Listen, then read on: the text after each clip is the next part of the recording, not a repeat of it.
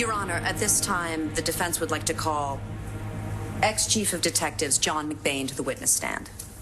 Objection, Your Honor. This is a preliminary hearing, not a trial. In order to have a trial, we need charges. I intend to prove that the charges of false imprisonment and kidnapping are just as bogus and ungrounded as the rape charge. Your Honor, permission to call ex-Chief of Detectives John McBain to the witness stand. Okay, Your Honor. I'll allow it. But you're on a short leash here, Miss Delgado. Come to the point quickly, or I will terminate this line of questioning. I will, Your Honor. Mr. McBain, please take the stand.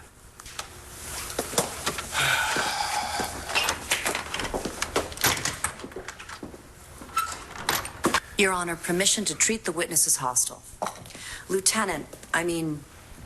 McBain, when you were still on the police force, were you assigned to investigate my client? Your client was a person of interest. Once again, were you assigned to investigate my client? Assigned? No, never assigned. No. Were you assigned to investigate whether or not Dr. Saybrook was still alive? No. No. In fact, weren't you repeatedly warned by none other than the mayor himself not to pursue my client? Yes. Then again, the mayor's an idiot. So is it safe to say that your relentless pursuit of my client is personal? And that before Dr. Saybrook was presumed to be dead, that you and she were lovers?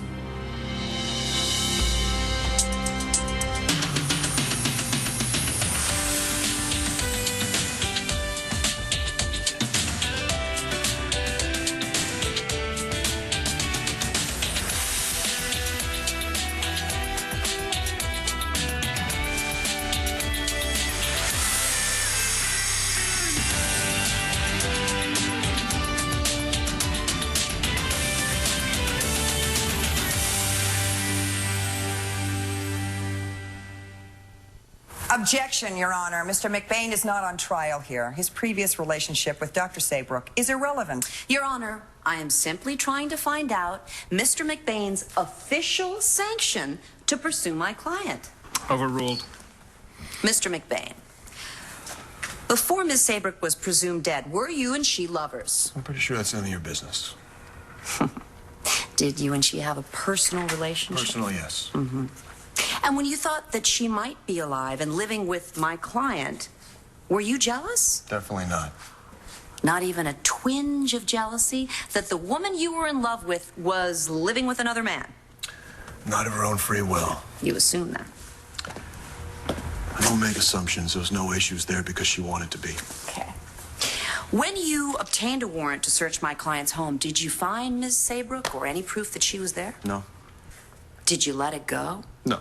No, you didn't. Why not? Because you hate my client, don't you? Because you're sleeping with his ex-wife. Because you once slept with the plaintiff. Sustained. So you decided Todd Manning was guilty, even with no proof of wrongdoing. Again, I was right. And you defied a contempt citation by pretending to hang yourself in prison, knocking out a guard and escaping, all in order to storm my client's home without a warrant. Is that correct? Yeah, that's all correct. So, when Ms. Saybrook finally saw you, was she happy?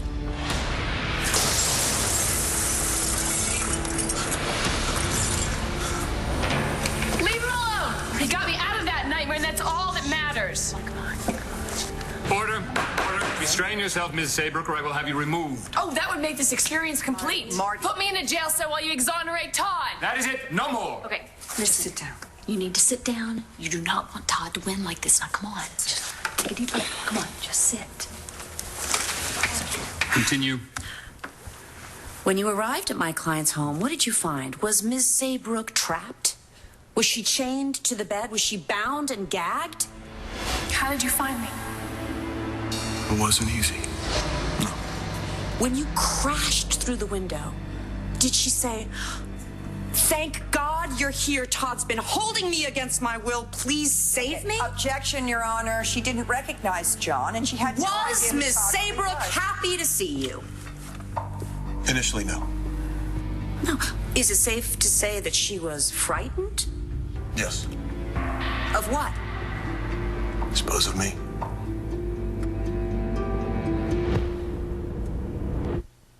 Speak to her amnesia, Dr. Saybrook didn't know she And needed then to be you rescued. shot the bodyguard my client had hired to protect Miss Saybrook. Is that correct? Manning kidnapped Miss Saybrook. That made his guard an accessory to kidnapping. Was Marty hurt in any way by Todd?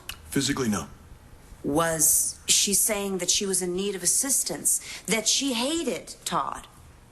Objection, Your Honor. Counsel is creating a false picture. You heard the witness, Your Honor. Overruled. When you arrived to save the day, did Marty say that she couldn't wait to get out of the house, that she hated Todd Manning? No. What happened after you shot Marty's bodyguard? Let's go. Let's get out of here. Miss Saybrook picked up his gun. And what did she say? This is ridiculous. Your Honor. Answer the question, Mr. McBain. She said, stay away or I'll shoot. What happened next? We spoke, and I realized that she'd lost her memory. That she didn't know who Manning really was. She didn't know And who during this conversation, did she put down the gun that she was holding on you? During the conversation, no. And then Todd Manning entered the room. What happened then? He wanted the gun from Miss Saybrook, and at that point, I pulled my gun on him. Oh. And did my client, in return, pull a gun on you? No, Miss Saybrook did not give him her gun. So let me get this straight. Miss Saybrook had a gun pointed at you. You had a gun pointed at my client. Is that correct? Yes. So the only person that was unarmed in the room that night was my client. Objection, Your Honor. Is there a question here? Sustained. If, Your Honor, my client was the only person in the room that night that was unarmed, who exactly is the victim here? Marty Saybrook's the victim. Your Honor, I submit the police report from the night that Mr. McBain invaded my client's home.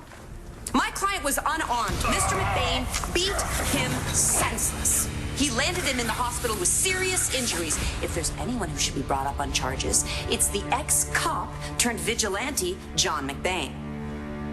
When you swung into Marty Saybrook's bedroom on a vine or whatever, did you have an arrest warrant or anything? I was prevented from getting a warrant. So you acted illegally. I'm sure you were around the police force long enough to know that any evidence to support your claims of false imprisonment or kidnapping are fruit from the poison tree. They're inadmissible. Get him up here, under oath. He knows what he did. No more questions, Your Honor. You may step down, Mr. McBain. Hey, Judge, for the record, if I had the chance, I'd do it all over again.